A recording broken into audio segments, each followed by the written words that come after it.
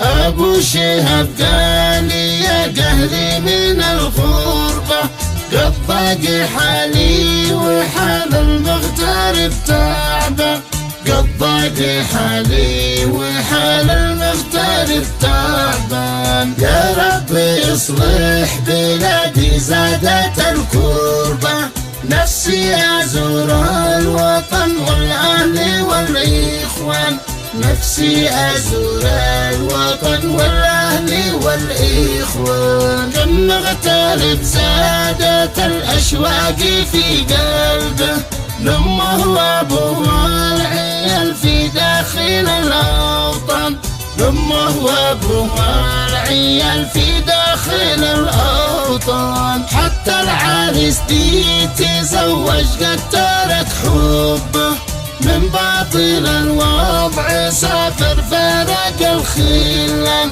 من باطل الوضع سافر فرق الخلان.